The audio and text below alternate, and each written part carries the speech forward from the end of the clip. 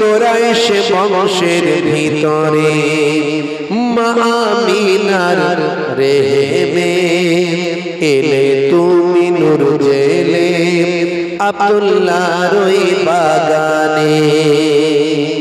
জোরে হবে না, জোরে হবে না। ওই কুরাইশ বংশের ভিতরে মা আমিনার রেহেমে এলে তুমি নূর জেলে আব্দুল্লাহর ওই বাগানে। ওই বাগানের ফুলকলি, ওই বাগানের ফুলকলি ফুটল সারা ভুবনে। 12 রবিউল আউয়ালে রহমত ওয়ালা নবী এলো রে, সাফাত তাজ পরে জামিনে বরকত ওয়ালা নবী এলো রে। এলো রে ভাই এলো রে, এলো রে ভাই এলো রে, কাউসার কাউসার ওয়ালা নবী এলো রে। আল্লাহুম্মা সাল্লি আলা সাইয়্যিদিনা মাওলানা মুহাম্মদ ওয়া আলা আলি সাইয়্যিদিনা।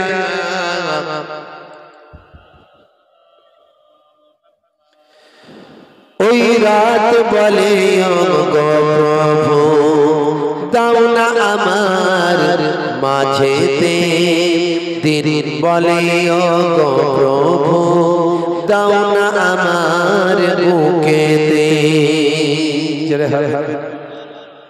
ওই রাত বলে গো প্রভু দাও না আমার মাঝেতে, দিন বলে গো প্রভু দাও না আমার বুকেতে। দিদি ও রাতের মাঝেতে, দিদি ও রাতের মাঝেতে এলে নবী সুবহে সাদেকে। 12 রবিউল আউয়ালে রহমত ওয়ালা নবী এলো রে, সাফাতের তাজ পরে জামিনে বরকত ওয়ালা নবী এলো রে। এলো রে ভাই এলো রে, এলো রে ভাই এলো রে, কাউসার কাউসার ওয়ালা নবী এলো রে। আল্লাহুম্মা সাল্লি আলা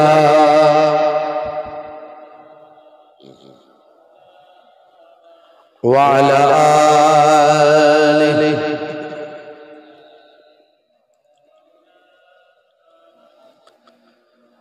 وقال الله تعالى في كلامه المجيد والفرقان الحميد لقد كان لكم في رسول الله أسوة حسنة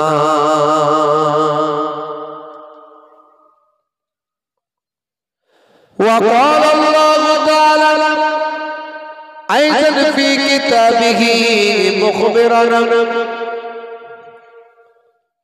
وما رميت إذ رميت ولكن الله رمى وقال النبي صلى الله عليه وسلم 7 تجري للعبد بعد موته وهو في قبره من علم علما أو كسر نهرا أو حفر بيرا أو غرس نخلا أو بنى مسجدا أو ورث مصحفا أو ترك ولدا يستغفر له بعد موته إلى آخر الحديث أو كما قال عليه الصلاة والتسليم. وقال النبي صلى الله عليه وسلم ووفاتي خير لكم تؤرز علي أعمالكم وما رأيت من خير فحمدت الله علي وما رأيت من شر فاستغفرت الله لكم إلى آخر الحديث أو كما قال عليه الصلاة والسلام. وقال النبي صلى الله عليه وسلم إنكم تدعون يوم القيامة بأسمائكم وأسماء آبائكم فأحسنوا أسماءكم إلى آخر الحديث أو كما قال عليه الصلاة والتسليم শ্রদ্ধেয় সম্মানী আজকের সভাপতি মঞ্চ উপবিষ্ট ওলামা হযরত সম্মানীয় মুহতারাম ইমাম সাহেব মাওলানা সাহেব সামনে উপবিষ্ট আমার পিতৃতুল্য বাপজিরা আছে তরুণ যুবকেরা আছে স্নেহের বাচ্চারা আছে পর্দার আড়ালে আমার জননী মায়েরা বোনেরা আছে মাইক্রোফোনের আওয়াজে কান লাগিয়ে আছেন জাতি ধর্ম বর্ণ নির্বিশেষে শ্রোতা বন্ধুরা আছে ম্যানেজমেন্টের দায়িত্বে যারা আছেন যে সমস্ত ভাইরা আজকে মাহফিলটিকে সৌন্দর্যমণ্ডিত করার চেষ্টায় রত আছে যারা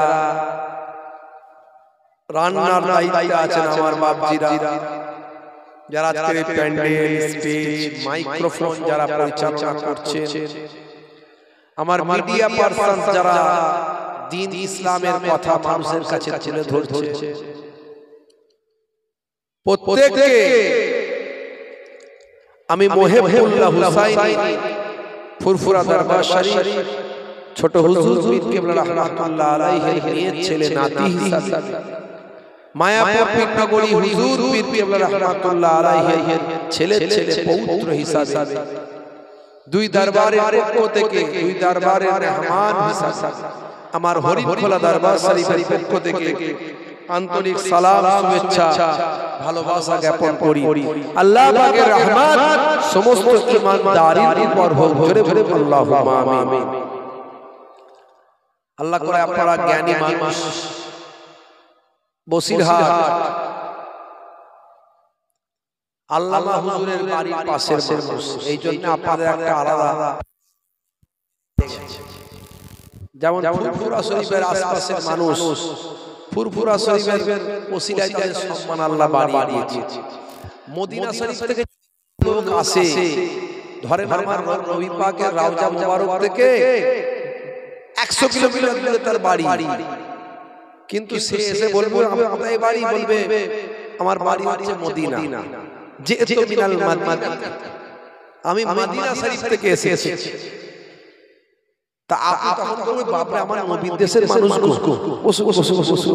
এই যে সম্মান কার জন্য নবীর জন্য কথা ঠিক না ভুল হ্যাঁ ভাইরা আমার তাই বসিরহাট এলাকার মানুষ যখন লোকে জানে তখন আল্লামা হুজুরের কথা লোকের মনে পড়ে যায় যখন ওই হুগলির কথা লোকে বলে ফুরফুরা শরীফের কথা বলে দাদা হুজুরের কথা মনে পড়ে যায় তো আল্লাহ করে আপনারা অনেক জ্ঞানী মানুষ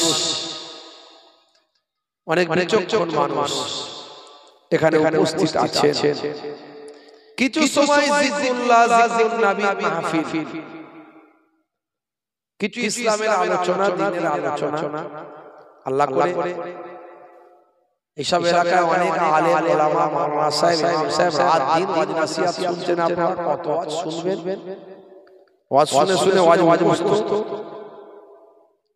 তারপর তো এখন সোশ্যাল মিডিয়ার যুগ এখন ইন্টারনেটে কোন হুজুর লাগবে বলেন কোন হুজুরের ওয়াজ লাগবে খালি চালিয়ে দিলেই হবে আর দেখছেন মিডিয়া প্রত্যেক দিন বুঝতে পারছেন আমি যেখানে যাব সব এখানে আমি কি ভালো বেসেছে বুঝতে পারছেন প্রত্যেকদিন 4 5টা 6টা করে নতুন ওয়াজ ছাড়ছে আর আমার কাছে তো আল্লাহ ওহী দিয়ে পাঠিয়ে দিচ্ছে আমি নতুন দিচ্ছি আপনাদেরকে ওরা নিচ্ছে ওরা ছাড়ছে আজকে ওয়াজ নিয়ে কালকে ছেড়ে দেবে আবার পরশুদিন নতুন ওয়াজ বুঝতে পারছেন ওয়াজ করা খুব সহজ ওয়াজ আপনিও করতে পারবেন দু চারটা ঘটনা আপনার মুখস্থ আছে স্টেজে বসিয়ে দিলে আপনি এক ঘন্টা বলে দেবেন একটা খাজা বাবার ঘটনা বলবেন, একটা বড় পীর সাহেবের বলবেন, একটা দাদা হুজুরের বলবেন, একটা মুসলিম হুজুরের বলবেন, চারটা বলবেন, 2 ঘন্টা শেষ। কিন্তু যখন আপনার এই ওয়াজটা কালকে বেরি করে দেবে এরা, পরশুদিন আপনি বলতে গেলে ঘাবড়ে যাবেন, বলবেন পীর সাহেব বলে ফেলেছে, মার্কেট লোকে শুনে ফেলেছে। এবার আজ চিন্তা বলবেন, বুঝতে পারছেন? ওয়াজ করা খুব সহজ। ভাইরা আমার, তরুণ যুবকেরা আমার, মুরব্বিয়ানেরা আমার, তাহলে ওয়াজ শোনার অভাব নাই, করার অভাব নাই। অভাব যেটা হলো সেটা মেনে চলার অভাব। মেনে চলার অভাব। নামাজও পড়ছে, চিটিংবাজিও করছে, দাঁড়িয়েও রেখেছে, ধাপ্পাবাজিও করছে, হুজুর স্টেজে বসে বসে গাল দিচ্ছে, হুজুর স্টেজে বসে বসে গাল দিচ্ছে। কিছুদিন পরে দেখবেন স্টেজে মারপিট হচ্ছে, হবে, সে সময় এসে গেছে খুব তাড়াতাড়ি।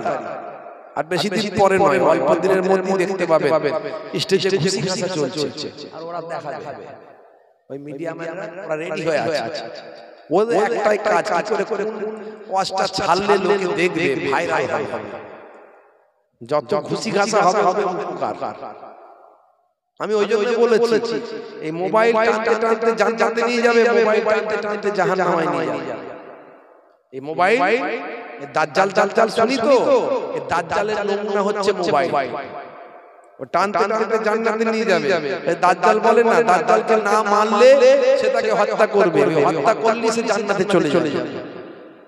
আবার দাজ্জালকে মেনে নিলেই সে কি হবে?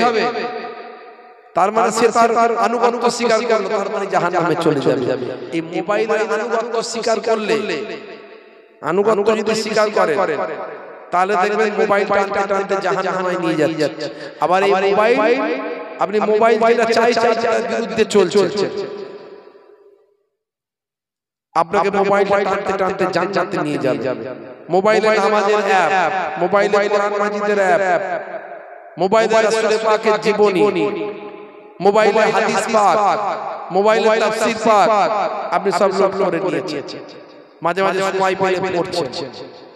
আবার মোবাইলে অনেকে free fire, PUBG, ludo, carrom board, গান, অশ্লীলতা, বিভিন্ন রকমের, ভাই আমার শাহরুখ খান, সলমান খান, রাত দিন শেয়ার দিচ্ছে, কমেন্ট করছে।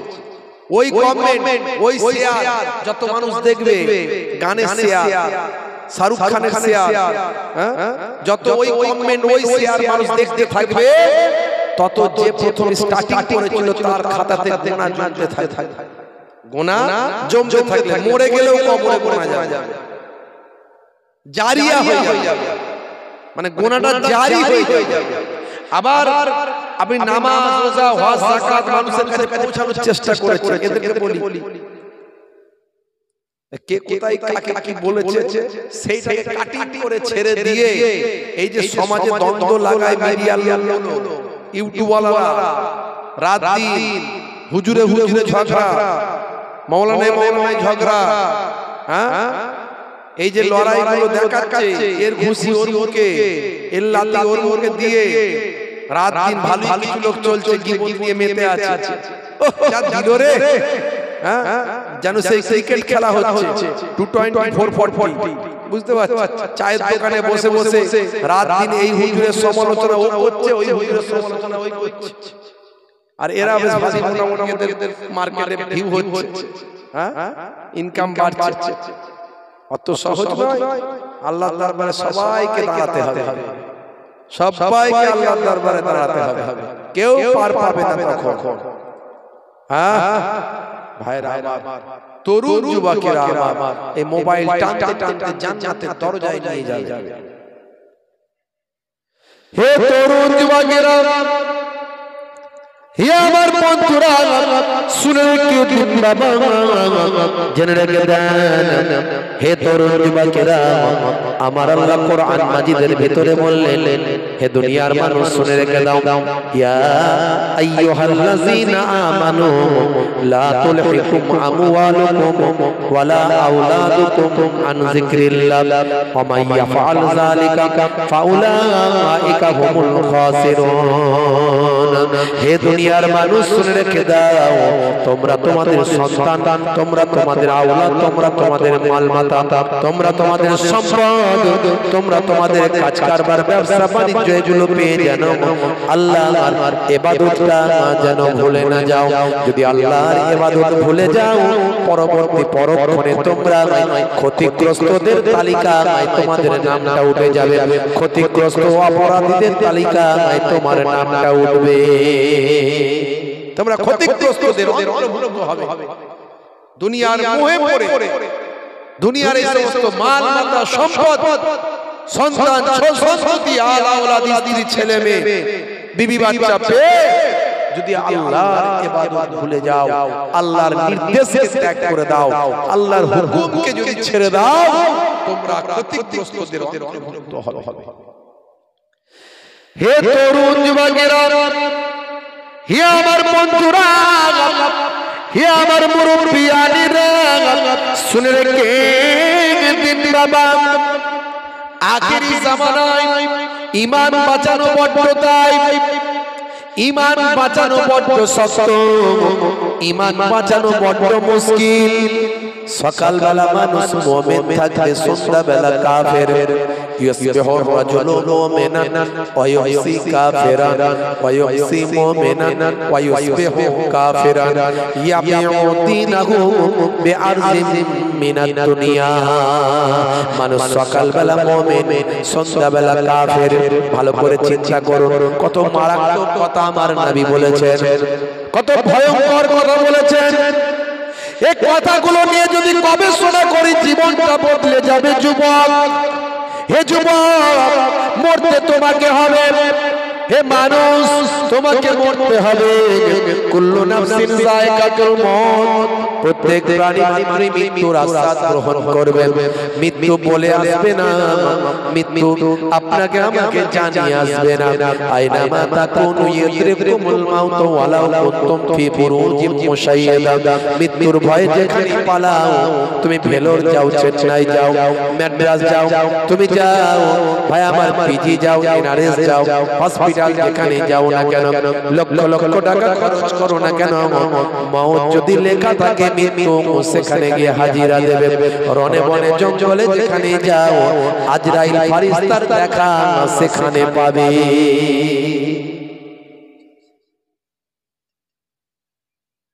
আজরাইল ফেরেশতার দেখা সেখানে পাওয়া যায়। আল্লাহর নবী বলেছেন, লা ইয়াদুল মালাইকাতু বাইতান ফীহি কালবুন আও তাসাবির। লা ইয়াদুল মালাইকাত, ফেরেশতা প্রবেশ করবে না যে ঘরের মধ্যে কালবুন কুকুর থাকবে, পালতু কুকুর, বাঁশতলায় গিয়ে পায়খানা খায় আর ঘরের দরজায় এসে ঘুমায়। এরকম কুকুর যে ঘরের দরজায় থাকবে, তাসবির মানে ছবি, হ্যাঁ তাসাবির, এ ঘরে ছবি, ও ঘরে ছবি, বিয়ের ছবি, ভাই আমার ছেলেকে খিলখানির ছবি, দীঘায় বেড়াতে যাওয়ার ছবি, হ্যাঁ এই যত রকমের ছবি সুন্দর করে টাঙিয়ে রেখে দিয়েছে ঘরের ভিতর। আল্লাহর নবী বলেন, ওই ঘরেতে রহমতের ফেরেশতা ঢুকবে না। বাপ ওয়াজ শুনেছিল, যে ঘরে ছবি থাকবে সে ঘরে নাকি ফেরেশতা ঢুকবে না। ছেলেদেরকে ওসিয়াত করছে মরার আগে, বাবা মরতে কার মন চায়, আমারও চাই না। তো যখন দেখবি আমার বাজার খুব খারাপ, অবস্থা খুব খারাপ, যে ঘরে বেশি ছবি আছে সেই ঘরে গিয়ে ঢুকিয়ে দিবি, তাহলে ফেরেশতা আসবে না, অন্তত সে যাত্রায় বেঁচে যাবে। কিন্তু জানে না যে ওটা রহমতের ফেরেশতা ঢুকবে না, ওটা জান কবজের ফেরেশতা রনে বনে জঙ্গলে যেখানেই যাবে আজরাইল ফেরেশতার দেখা পাবে। টাইম হয়ে গেলে কোন সময় এদিক ওদিক করা হবে। আইনামা তাকুনু ইউদরিকুমুল মাউত ওয়ালাউ কুনতুম ফি বুরুজিম মুশাইয়াদা। সুদৃঢ় গম্বুজ মজবুত কেল্লার মধ্যে ঢুকে গেলেও, লোহার সিন্দুকের মধ্যে ঢুকলেও আজরাইল ফেরেশতা সেখানে আসবে। আর মৃত্যুর যে সময় নির্ধারণ করা হয়েছে সেই সময় এদিক ওদিক করা হবে না। হে তরুণ যুবকেরা, হে আমার বন্ধুরা, হে আমার মুরব্বিয়ানিরা, শুনে রেখে বাবা, আল্লাহ বললেন বান্দা, তোমরা তোমাদের ছেলে মেয়ে, কাজ কারবার, ব্যবসা বাণিজ্য, মাল মাতা, সম্পদ, আল আওলাদ, স্ত্রী, এই সব কিছু পেয়ে তোমরা যেন আমার ইবাদতটা ভুলে না যাও। যদি তোমরা ইবাদতটা ভুলে যাও, তোমরা কিন্তু ক্ষতিগ্রস্তদের অন্তর্ভুক্ত হয়ে যাবে। হে তরুণ যুবকেরা, হে আমার মুরব্বিয়ানেরা, আমার আল্লাহ কোরআন মাজিদের ভিতরে বললেন, হে দুনিয়ার মানুষ, শুনে রেখে দাও, আমি তোমাদেরকে ইবাদতের জন্য পাঠিয়েছি। মা খালাকাতুল জিন্না ওয়াল ইনসা ইল্লা জোরে হবে না, আমি তোমাদেরকে ইবাদত করার জন্য পাঠিয়েছি। পৃথিবীতে পাঠানোর পেছনে আমার উদ্দেশ্য আছে, উদ্দেশ্য। সেই উদ্দেশ্যটা কি? বান্দা আমার তোমার বুকে রাখো আল্লাহরই ভয়, আসবে না কোনো দিন কোনো পরাজয়, আসবে না কোনো দিন কোনো পরাজয়। হারাম হালাল জেনে, সরল সত্য মেনে, নিষিদ্ধ সব ছেড়ে উঠুক জীবন বেড়ে যাবে তুমি জান্নাতে, যাওয়া ছিল স্বপ্ন তোমার। তোমার বুকে রাখো আল্লাহরই ভয়, আসবে না কোনো দিন কোনো পরাজয়। আল্লাহুম্মা সাল্লি আলা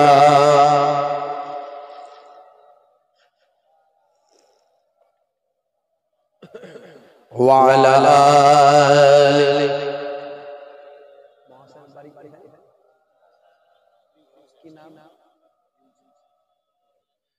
আমার মরণ আসিবে কখন কেউ তা জানে না, তোমার মরণ আসিবে কখন কেউ তা জানে না। এই দুনিয়ায় চিরজীবন কেউ তো থাকবে না, এই দুনিয়ায় চিরজীবন কেউ তো থাকবে না। আমার মরণ আসিবে কখন কেউ তা জানে না, তোমার মরণ আসিবে কখন কেউ তা জানে না। আল্লাহুম্মা সাল্লি আলা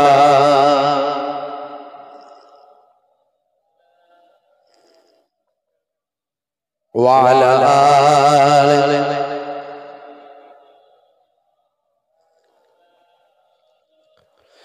এই দুনিয়ায় চিরজীবন কেউ তো থাকবে না, অন্ধকার কবর যে তোমার আসল ঠিকানা।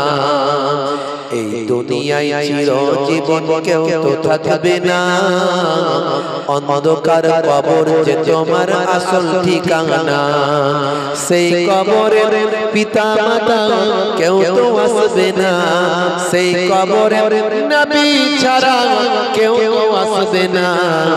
আমার মরণ আসিবে কখন কেউ তা জানে না, তোমার মরণ আসিবে কখন কেউ তা জানে না। আমি মরে গেলে তোমরা আমায় ভুলে যেও না, আমি মরে গেলে তোমরা আমায় ভুলে যেও না। আমার মরণ আসিবে কখন কেউ তা জানে না, তোমার মরণ আসিবে কখন কেউ তা জানে না। আল্লাহুম্মা সাল্লি আলা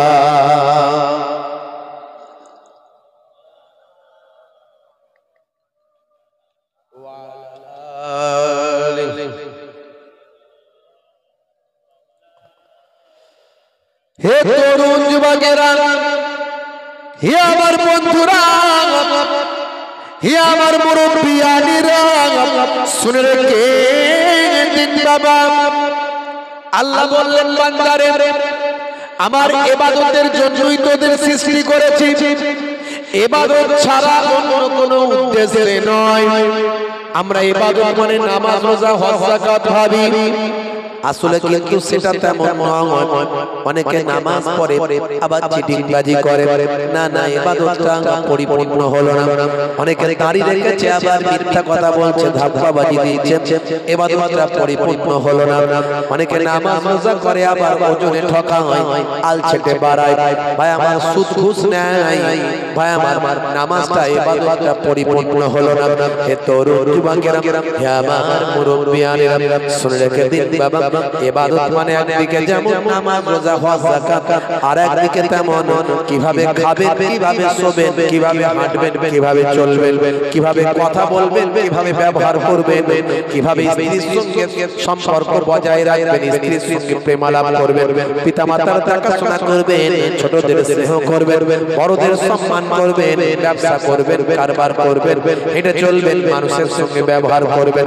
হে তরুণ যুবকেরা, এগুলো কেমন হবে? সব যদি আমার নবীর দেখানো পথে হয়, সব যদি নবীর সুন্নতের পথে হয়, সবটাই আপনার আমার জন্য হবে ইবাদত, সবটাই হবে ইবাদত। রাস্তায় বেরিয়েছে একটা মুসলমান, আর এক মুসলমানকে আপনি বুঝতে পারলেন আপনারা চাচা ভাই নয়, ফুফুতো ভাই নয়। এখন তো আমরা সালামকে নিজেদের জন্য ব্যবহার করছি, সালামকে আমরা নিজেদের জন্য ব্যবহার করছি, নিজেদের স্বার্থের জন্য ব্যবহার করছি। ও আমার চাচা ভাই, ও আমার ফুফুতো ভাই, তাই আমরা সালাম দিই, আসসালামু আলাইকুম, ফুফুতো ভাই কেমন আছো? কিন্তু ও চিনি না আমি, একজন মুসলমান যাচ্ছে, দাঁড়িয়ে আছে, টুপি আছে, চিনি না, ও আমার সালাম দেওয়ার দরকার নাই। সালাম দেওয়া হলো সুন্নাত, জবাব দেওয়া হলো ওয়াজিব। আল্লাহর নবী বলেন আসসালামু কাবলাল কালাম, কথা বলার আগে দাও তুমি সালাম। হে তরুণ যুবকেরা, আল্লাহর নবী বলেন আখিরি জামানায় একটা সময় আসবে বাবা, যে সময় চারিদিকে ফিতনা ফাসাদ অশান্তি শুরু হবে। হচ্ছে না হয়নি? একটু বলুন, ভেবে চিন্তে বলুন, হচ্ছে না হয়নি? সারা পৃথিবীর দিকে আপনি দেখুন, সব জায়গায় অশান্তি হচ্ছে। আমার আপনার এই দেশের দিকে দেখুন, সব জায়গায় অশান্তি হচ্ছে। হে তরুণ যুবকেরা, হে আমার বন্ধুরা, আল্লাহর নবী বলেন মান তামাসসাকা বিসুন্নতি ইনদা ফাসাদে উম্মতি ফালাহু আজরু মিয়াতা শাহিদ। ওই সময় যদি যখন চারিদিকে ফাসাদ শুরু হবে আমার উম্মতের মধ্যে, আমি রাসূলের একটা সুন্নতকে যদি আমার উম্মত উম্মতি ভালো করে আঁকড়ে ধরে, অনুসরণ করে, অনুকরণ করে, আল্লাহর নবী বলেন শুনে রেখে দাও, ওই একটা সুন্নতকে ভালো করে মেনে চলার জন্য আমি নবী বলি 100টা শহীদের সওয়াব আমার উম্মত উম্মতের নামাজ আমলে আল্লাহ দান করে দেবে। 100টা শহীদের সওয়াব। দয়ার নবী বলছেন, শহীদ কাকে বলে? এখন তো মরে গেলেই লোকে বলে শহীদ হয়ে গেছে, কত সহজ শহীদ হওয়া নাকি? মরে গেলেই শহীদ। আল কাতিল ওয়াল মাকতুল হুমা ফিন্নার। আল্লাহর নবী বলছেন যে মারলো আর যে মরলো দুজনই জাহান্নামে। সাহাবীরা জিজ্ঞাসা করছে, হুজুর যে মারলো সে না হলে জাহান্নামী, যে মরলো হুজুর সে কেন জাহান্নামী? আল্লাহর নবী বলছেন দেখো, ও মারতে চেয়েছিল কিন্তু মারতে না পেরে নিজে মরে গেছে। এ ওকে মারতে চেয়েছে, ওকে মারতে চেয়েছে, তার মধ্যে এ বেটা ওকে মারতে না পেরে নিজে মরে গেছে। এই যে এর প্রবল ওকে মারার ইচ্ছা ছিল, এর জন্য এ নিজেও জাহান্নামী হয়ে গেল। তাহলে শহীদ হওয়া যায় তাই ব্যাপার নয়। দলবাজি করতে গিয়ে মরে গেছে, তাকে বলছে শহীদ অমর রহে, তুমি এগিয়ে চলো, আমরা তোমার পেছনে আছি। বুঝতে পারছো? অত সহজ শহীদ বললি শহীদ হয়ে গেল। শহীদ একেবারে নিছক আল্লাহর সন্তুষ্টির জন্য যে বান্দা জীবন উৎসর্গ করে সেই হলো শহীদ। শহীদের লাশ মরে না, পচে না, গলে না, নষ্ট হয় না। ওয়ালা তাকুলু লিমান ইউকতালু ফি সাবিলিল্লাহি আমওয়াত বাল আহইয়া ওয়ালাকিন লা তাশউরুন। যারা আল্লাহর জন্য নিজেদের জীবনকে উৎসর্গ করে তাদের তোমরা মৃত বলো না, শহীদরা মারা গেছে বলো না, বরং তারা জীবিত। কেমন করে জীবিত তা তোমরা জানো না। সেটা কোন শহীদ? যারা আল্লাহর জন্য, আল্লাহর দ্বীনের জন্য, কোরআনের জন্য, ইসলামের জন্য যারা শহীদ হয়েছে। ফিলিস্তিনের জমিনে দেখো, এরা হচ্ছে শহীদ, যারা বাইতুল মুকাদ্দাসের জন্য লড়াই করছে। অত সহজ নয়। যারা নিজেদের জীবনকে উৎসর্গ করছে, জানে মারা যাব, তারপরেও তারা পিছিয়ে আসা তাদের কোনো জায়গায় নাই। তারা একটা চেতনা, একটা ভাবনা, একটা ঈমানি সম্ভাবনাকে জাগ্রত করার জন্য যারা নিজেদের নিঘাত মৃত্যু জেনেও নিজেদের মৃত্যুর সাগরে পাড়ি দিচ্ছে, এরা হলো শহীদ। জি হ্যাঁ, হাজার হাজার মানুষ শহীদ হয়ে গেল। হে তরুণ যুবকেরা, হে আমার বন্ধুরা, হে আমার মুরব্বিয়ানিরা, শুনে রেখে দিন বাবা। তাহলে ইবাদত মানে শুধু নামাজ, রোজা, হজ, যাকাত নয়, ওগুলো তো ইবাদত। তার সঙ্গে সঙ্গে হে তরুণ যুবকেরা, ব্যবসাটা আপনি কেমন করবেন, আপনি কেমন ভাবে ব্যবসা করবেন, ব্যবসাটার মধ্যে আপনি ঠকাবেন না, ব্যবসায় আপনি ওজনে কমাবেন না, আপনি ভেজাল মাল দেবেন না, মিথ্যার আশ্রয় নেবেন না। এই ব্যবসা যদি আপনি করতে পারেন, এই ব্যবসাটা হলো নবীর তরিকা অনুযায়ী ব্যবসা। আল্লাহর নবী বলেন, মিফতাহুত দাওলাতি ফাহুয়াত তিজারা, ধনের চাবিকাঠি হলো হালাল ব্যবসা। যে হালাল ব্যবসা করলো সে আর আমি নবী জান্নাতে পাশাপাশি থাকব। ধনের চাবিকাঠি হলো হালাল, ওজন ঠকাবে না, মিথ্যার আশ্রয় নেবে না, ভেজাল মাল দেবে না, মানুষকে মিথ্যার আশ্রয় নিয়ে মানুষকে আপনি ঠকিয়ে দেবেন না। ব্যবসাটা হালাল পথে করুন। বলে হুজুর, ব্যবসা করলে মিথ্যা কথা না বললে কি ব্যবসা চলে? একটু মিথ্যা কথা না বললে কি আর ব্যবসা হয়? হ্যাঁ, হুজুর আপনি কি পেয়েছেন? নবীর যুগ নাকি এখন? এখন সব আখিরি জামানার সব মোদির যুগ। এখন নবীর যুগ নয়, এখন মোদিজির যুগ। এখন একটু মিথ্যা কথা বলতে হয়, না হলে ব্যবসা হবে না। হুজুর ব্যবসা লাটে উঠে যাবে না। নবীর তরিকা মানলে কোনদিন ব্যবসা নষ্ট হবে না, বরং নবীর তরিকা যদি আপনি মানেন, আপনার একটা থেকে 10টা ব্যবসা হবে। আপনাকে জানতে হবে ব্যবসাটা কেমন হবে। লাভ কম, সেল বেশি করুন, মানুষকে ঠকাবেন না, মিথ্যা বলবেন। 5 টাকার মালটাকে 10 টাকাতেও বিক্রি করতে পারেন, 5 টাকার মালটাকে 10 টাকাতেও বিক্রি করতে পারেন, ডবল লাভ করতে পারেন, গোনা কিছু নাই। কিন্তু মিথ্যার আশ্রয় নেবেন না। খোদার কসম বলছি, তুমি আমার চাচা ভাইয়ের ফুফুতো ভাই। দেখবেন কুরবানির হাটে গরু কিনতে গেছেন তো, ওরে বাপ রে, যখন পাইকাররা গরু বিক্রি করে বলে কি খাতির, ও চাচা তুমি এসছো, তাড়াতাড়ি এসো, তোমার জন্যই তো আল্লাহ রেখে দিয়েছেন আমার জিনিসটা। এত সুন্দর সলিড গোশত তুমি পাবে কোথায় চাচা? তুমি তো আমার পরিচিত, আমার গ্রামের মানুষ। হাই অমুকের দিক থেকে জানো তো, তুমি কি তোমার আত্মীয়? এক কথা থেকে আত্মীয় ফাত্মীয় বানিয়ে বানিয়ে দিয়ে বলবে তোমাকে আমি বেশি লাভ করবো না চাচা তোমার কাছ থেকে, 1000 টাকা আমাকে লাভ দাও, পঙ্খিরাজ ভরার মতো গরুটা বাড়ি নিয়ে যাও, কুরবানি একদম করবে আর জান্নাতে চলে যাবে। উড়ি উড়ি বাপ রে বাপ, পঙ্খিরাজ ভরা এমন ঘোড়া গরুর লেজটা ধরে টান মারলো, গরুর এত ব্যথা লাগলো, যা চলার ক্ষমতা নাই সেও লাভ উঠলো। বুঝতে পারছো? বলে 1000 টাকা লাভ দাও চাচা, খোদার কসম বলছি, তোমার ছেলের কসম, তোমার বউয়ের কসম, তোমার মেয়ের কসম, তোমার মাথায় হাত দিয়ে বলছি 25,000 কিনেছি চাচা, 1000 টাকা দেবে না? বলে এত খাট 26,000 দাও চাচা, 26,000। এমন কেঁদে ফেদে দিল, কান্না করে এমন বললো, আপনি মনে মনে চিন্তা করেন তাই তো রে বাবু, 1000 টাকা লাভ দিলে লস তো হয়ে যায়, দে 26,000 টাকাই দে।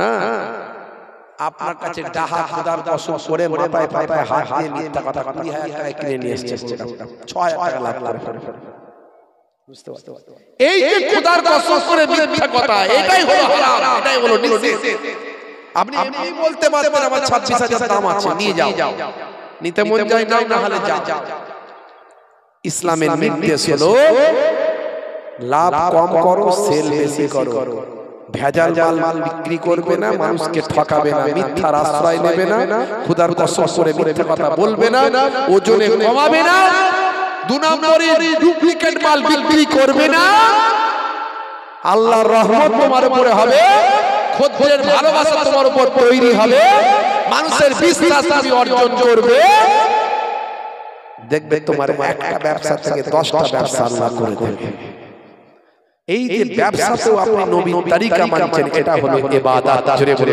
সুবহানাল্লাহ তাহলে ব্যবসাও করবেন সুন্নতের সওয়াব পাবেন আপনি সালাম দেবেন ও কে আমার চাচা ভাই কে আমার ফুফাতো ভাই ওটা নয় কোন মুসলমান আপনি বুঝতে পারছেন উনি যে আসছেন মুসলমান আপনি সালামটা দিলেন সুন্নতের সওয়াব পেলেন আর জবাব দেওয়া তার জন্য ওয়াজিব যদি না দেয় কঠিন গুনাহগার হবে জবাব দিলেন তিনিও সওয়াব পেলেন সালামও একটা দোয়া জবাবও একটা দোয়া আপনিও বলছেন আল্লাহর শান্তি তোমার উপর বর্ষিত হোক সেও বলছে আল্লাহর শান্তি তোমার উপর বর্ষিত হোক সারা দিন যত মানুষকে সালাম দিলেন তত মানুষের দোয়া আপনি পেতে শুরু করলেন ইসলামের সিস্টেমটা কত সুন্দর কিন্তু দুর্ভাগ্য আমরা সেই সুন্দরটাকে নিতে পারি না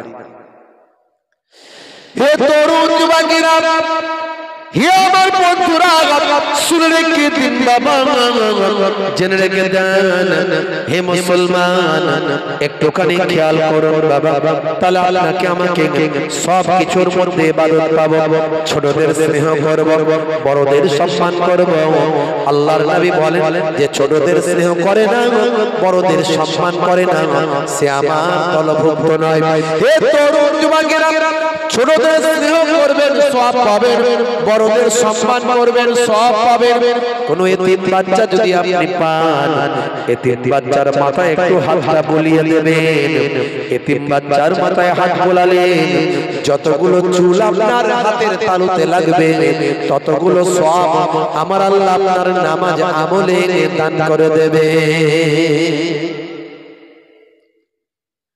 বন্ধুরা আমার তরুণ যুবকেরা আমার হে আমার বন্ধুরা হে আমার মুরব্বিয়ানেরা বাড়িতে পিতা মাতা আপনার আছে সেই পিতা মাতার প্রতি আপনার শ্রদ্ধা রাখবেন পিতা মাতা আপনার ভালো হোক মন্দ হোক যাই হোক আপনার পিতা আপনার মাতা আপনারা আপনার মা তিনি যদি কোনো অন্যায় করেন তার বিচার তিনি পাবেন কিন্তু আপনি যদি পিতা মাতার সঙ্গে খারাপ আচরণ করেন শাস্তি আপনার হবে তাই আপনার পিতা আপনার মাতার প্রতি আপনার শ্রদ্ধা রাখবেন যদি আপনার পিতা মাতা অন্যায় পথে ধাবিত হন তাদেরকে সঠিক উপদেশের মাধ্যমে হেদায়েতের দাওয়াত দেবেন যোগ্য আলেম ওলামাদের মাধ্যমে তাকে দাওয়াত দেবেন হে তরুণ যুবকেরা পিতামাতার চেহারার দিকে যদি কোনো সন্তান নেক চিন্তা ভাবনা নিয়ে শ্রদ্ধার নজরে যদি একবার তাকায়